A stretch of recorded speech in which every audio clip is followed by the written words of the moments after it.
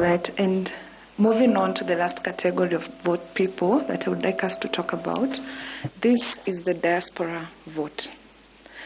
If you recall, the High Court had to, I think 2013, had to make orders that to the IEBC to ensure that the people in the diaspora were granted the chance to exercise their right to vote. Subsequently, there have been progressive realization of that right in regard to the people in diaspora. A few centers in the world have used the embassies to vote. So having been one of those persons from your own experiences who has extensively been living in abroad, what measures then do you foresee, if we become successful, that can be utilized to ensure that the right to vote for people in diaspora is realized and that the IEBC can put in place?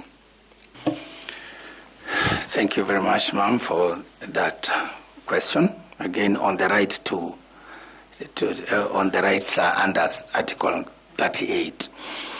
The diaspora group, these are Kenyans. For one reason or another, they have left the country to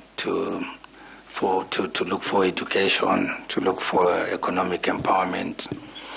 I think this category is key, particularly given that their contribution even to our economy, diaspora remittances.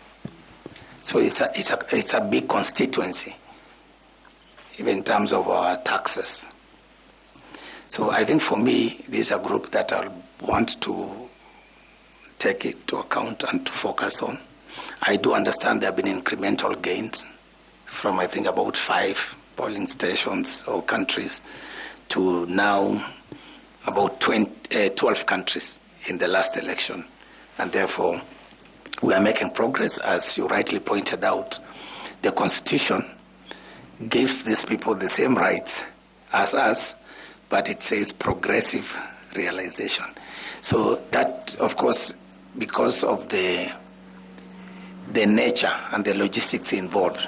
So as a new commission, duly constituted, in the next few months, we will have a platform, whether it's online or otherwise, to engage with this category, with our Kenyans in diaspora, so that then we can understand what is it that we can do differently to improve their progressive realization of these rights. And of course, we have to work with the Ministry of Foreign Affairs, and particularly the Department of Diaspora Affairs, to ensure that how can we structure our registration centers around the embassies and consulates.